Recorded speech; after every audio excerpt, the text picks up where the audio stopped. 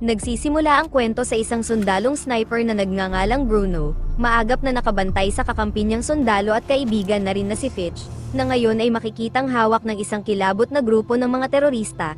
Ito ay pinipilit na gumawa ng video recordings na nagdedemand ng 10 milyong salapi kapalit ng pagpapalaya. Subalit ayaw pumayag ni Fitch at mas pinili pang magbuwis ng buhay kaysa ibigay ang kagustuhan ng mga demonyong ito.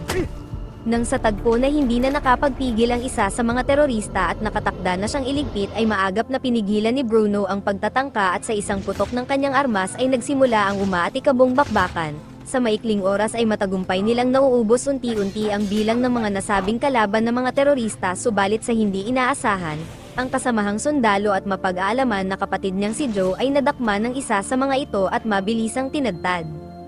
Lumipat ang eksena sa hinaharap kung saan ang lahat ay flashback pala ng mga nangyari ilang buwan lang ang nakakalipas. Nag-retire siya sa pagiging sundalo sa kadahilan ng lubos na sinisisi ang sarili dahil hindi niya nagawang mailigtas ang kapatid. Habang nasa isang bar sa Thailand at nagluluksa sa mga nangyari, lumapit ang isang babae na nag-aalok ng kasiyahan sa mababang halaga. Mabilis na tumanggi si Bruno, subalit lingid sa kaalaman niya ay may kasama itong lalaking palihim na naglagay ng hindi patukoy na gamot sa kanyang inumin. Walang kamalay-malay sa modus na ginagawa na pala sa kanya at nang matapos inumin, ilang segundo lamang ay umepekto kaagad ang nilagay na gamot. Inaya siya palabas habang umiikot ang kanyang paningin, kasama sa epekto pa rin ng nasabing gamot ang tila ba nagbibigay sa mga ito na mapasunod ang sinuman sa kanilang nabibiktima. Makikita na lang na nag-withdraw siya ng maraming pera sa ATM at nang matapos maiabot sa babae ay bumungad ang suntok ng kasabwat na lalaki. Nawalan ng malay si Bruno at nagising na lamang sa isang eskinita kung saan may iilang bilang ng mga kalalakihan ang kumakapakapa sa bulsa niya na tila gusto rin siyang kuhanan ng pera o gamit. Mabilis siyang napabalikwas at lumaban. Pinagtulungan siya ngunit walang kaalam-alam ang mga ito na isang retired army ang napagtripan nilang pagdiskitahan. Walang kahirap-hirap silang mga bumulagta kaagad, at kahit sumubok pang gumamit ng armas ay wala ring naitulong sa kanila. Tila ba hindi na rin niya nakontrol ang sariling puot, sa kanila niya naibuhos ang mga hinanakit na nangyayari sa kanyang buhay. Kamuntikan na niyang mailigpit ang mga ito kung hindi pa siya nakapagpigil. Siya ay pansamantalang nakulong ng gabing iyon dahil sa tindi ng sinapit ng mga nasabing kalalakihan na halos mag-agaw buhay sa ospital. Pagsapit ng umaga dito pa lang siya napalaya ng mapatunayan na biktima lang rin siya at napagdiskitahan. Ang kanyang tiyuhin na si Hugo na may-ari ng pinapasukang restaurant sa Thailand ay ipinayo na kalimutan na niya ang nangyari sa kanyang kapatid dahil nagdudulot lamang ng hindi maganda sa kanyang pamumuhay ang lubos na pagsalo ng sisi sa nangyari. Gayunpaman ay tila ba para sa kanya ay huli na ang lahat at nais na lamang din niyang wakasan ang lahat. Ngunit nang gagawin na niyang tapusin ang sarili ay natigilan siya nang makita ang walang malay na isang magandang babae sa labas ng inuupahang bahay. Kaagad na nagsagawa ng CPR na sa kabutihang palad ay mabilis naman na nagpanumbalik ng malay sa nakahandusay na babae. Mabilis na tinulungan at ipinasok sa loob, nagtataka man kung sino ito at kung anong nangyari bakit siya napunta sa harap ng kanyang bahay ay mas inuna niyang ibigay ang mga kailangan nito. Nang makabawi ng lakas ay sinabi ng babae na wala siyang maalala kung anong pangalan niya at kung ano ang nangyari sa kanya. Ayaw din naman niyang lumapit pa sa mga pulis para humingi ng tulong na agad namang naunawaan ni Bruno.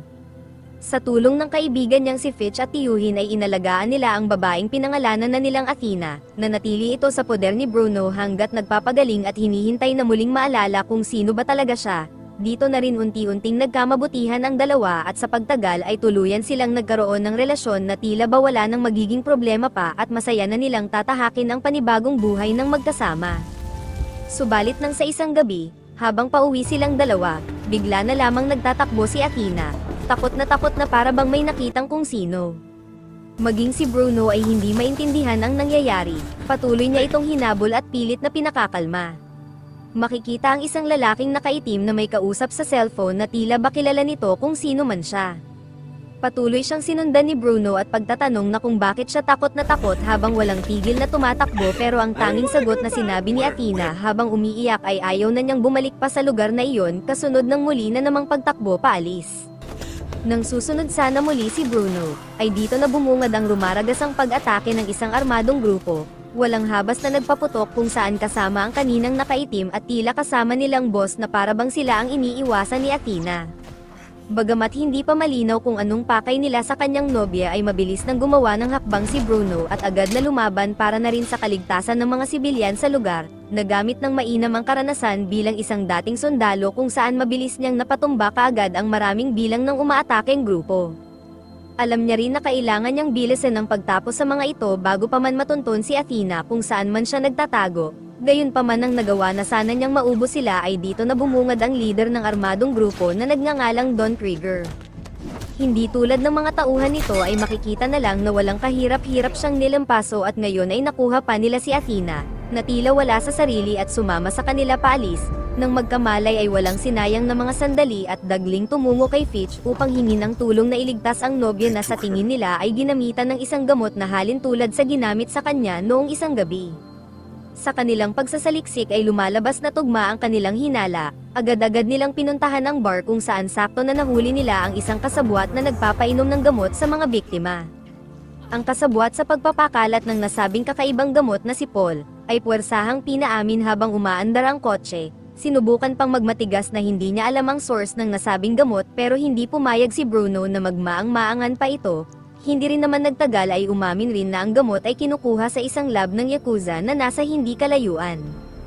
Walang sinayang na mga sandali at buong puwersang pinasok ang nasabing laboratorio kung saan talagang inatake agad siya ng mga tauhan sa loob. Buong gigil na pinabagsak ang lahat ng pumalag at sinubukan rin siyang patamaan ng nasabing pasimunong source na Yakuza. Matapos paggugulpihin ay walang pag-aatubili rin itong ikinaladkad patungo sa gamit nilang kotse. Tumatakbo ang oras at nais nang malaman ni Bruno kung nasaan na ang nobya kaya naisip niya na gamitin rito ang gamot na may kakayahang pasunurin ang sinumang makakainom. Mabilis na umepekto ang gamot at ipinahayag na kung gusto niya talagang makita ang babae na sinasabi niya ngayong kanyang nobya ay dapat nilang puntahan ang isang factory na matatagpuan sa kabilang bayan, dahil rito ay mabilis na pinuntahan ang sinabing address. Pagkadating sa lugar ay agad-agad na itinanong ang kanilang pakay, mabilis naman na natunugan nila Bruno na sila ay ililigpit agad dahil walang sino man ang nakakaalam ng lugar na ito. Wala silang ideya na siya ay nagtatago lamang sa likod kaya ngayon ay hindi na sila nakabuelo pa ng mabilisang iniligpit ng tahimik. Bawat kilos ay maingat nilang pinagplanuhan, tahimik na inililigpit isa-isa ang mga bantay sa paligid. Sa loob ng compound ay makukumpirma ni Bruno na nandirito nga ang mga dumakip kay Athena. Sa kalagitnaan ng transaksyon ng delikadong gamot na binibili ng mga iba't ibang grupo ay hindi na nakapagpigil pa si Bruno. Sinabi ni Fitch na hintayin muna siya pero hindi siya nakinig at dito na nabulilyaso ang lahat. Kaagad siyang nahuli at naigapos ng mga tauhan ni Don Krieger at nakawala pa ang kaninang Yakuza na ngayon ay gustong iligpit si Fitch. Natatawa na sinabi ni Krieger na nagsasayang lamang siya ng panahon sa hinahanap niyang babae dahil ayon sa kanya ay hindi na niya ito makikita pang muli.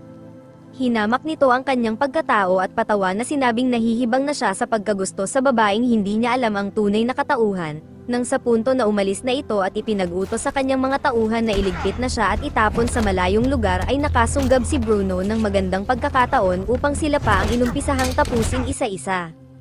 Natalo na rin ni Fitch ang nakatakas na Yakuza pero dito nagumanti ng malakihang pag-atake ang mga tauhan na naiwan sa lugar.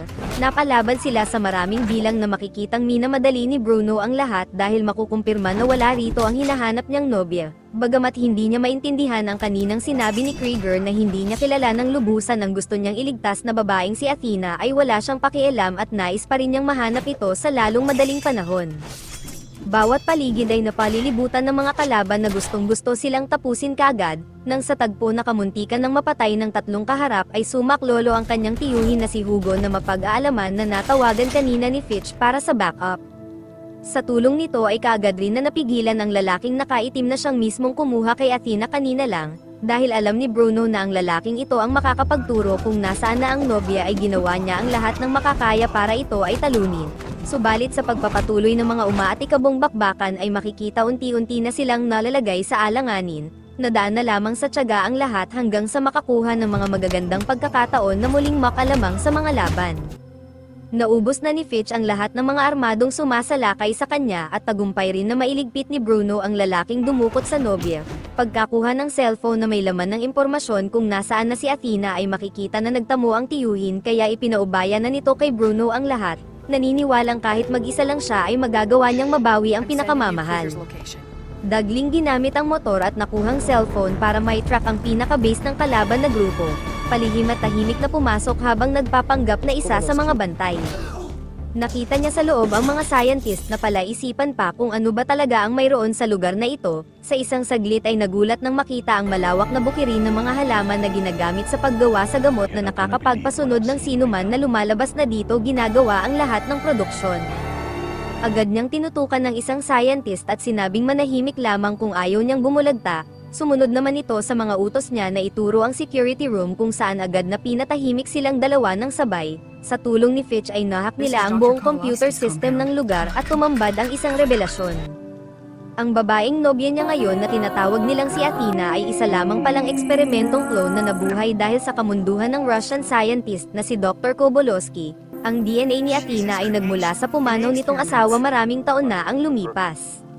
Nasaksihan ni Bruno sa mga files kung paano nilikha si Athena mula sa pagkabata at pinalaki ng nasabing scientist para maging isang buhay na kopya ng yumaong asawa. Hindi nagtagal ay nabuking na ng mga bantay ang ginagawa niya, tinangka agad siyang patahimikin na hindi naman pinayagan ni Bruno at inunahan sa kanilang balak. Bagamat nalaman na niya ang katotohanan ay mas nanaig pa rin kay Bruno ang totoong nararamdaman niya para kay Athena. Nais niya itong iligtas kaagad sa kamay ng demonyong scientist, kaya nagpatuloy lang siya sa pagharap sa lahat ng mga nagbabantay na tauhan sa lugar. Mabilis na inililigpit ang sinumang balakid sa kanyang daan, hindi nahahayaan pang maulit muli ang mga pangyayari na nawalan siya ng mahal sa buhay kaya porsigido at buong hataw siyang nakipagtuos sa mga ito, kahit may armas o mano-manong laban ay hinarap lahat ni Bruno, hindi tumigil hanggang hindi nahahanap kung saan rito itinatago ang nobya niyang si Athena. Nang maubos ang maraming bilang sa ibaba ay dagling tinungo ang itaas na palapag. Kung saan bumungad agad ang pag-atake ng mafia leader at ang scientist na siyang may pinakautak ng lahat at nagpopondo sa mga gawain ng mafia para sa kanyang mga isinasagawang research. Hinamak siya nito sa paghahangad na makuha ang pagmamay-ari niyang si Athena kasunod ng pag-utos sa mafia na siya ay tapusin gamit lamang ang mano-manong lakas. Dito mapag-aalaman na kargado ng mas pinabagsik na likhang gamot ang kalaban niya na nagbibigay ng matinding kakaibang lakas at stamina sa makakagamit. Lumalabas lang na pinaglalaroan si Bruno ng scientist na ito at ang pagtutuos nila ng kaharap na mafia ay isang kabahagi ng research kung epektibo ba ang nasabing gamot. Malapit na siyang matalo at nagbabadya na ang tuluyang pagkasawi nang muling bumalik sa memorya ang mga mapapait na nangyari noon, nagamit niya itong motibasyon para humugot ng panibagong lakas. Ang kaninang walang kalaban-laban at nakahandusay na lamang na pinagtatawanan ay biglang naibaligtad ang sitwasyon. Si Bruno na ngayon ang nagdikta sa laban at sunod-sunod na kumukonekta ang lahat ng pinapakawalang pag-atake. Ibinuhos ang lahat ng makakaya para tuluyang iligpit ang individual na ito. Hindi nagtagal ay nanalo rin siya pero bago pa man makabangon ay nagawa siyang mahablot ng scientist kasunod ng pagkaladkad sa kanya patungo sa loob. Tila hindi makapaniwala na ang isang ordinaryong dating sundalo lamang ang sisira sa lahat ng kanyang mga pinaghirapan na research. Sa isang injection lang ay mapapasunod na siya nito. Sa kabutihang palad ay napigilan ni Bruno ang pagtatangka at sa kanya pa naiturok ang gamot, dahil rito ay walang kahirap-hirap nang nahanap ang kwarto kung nasaan si Athena.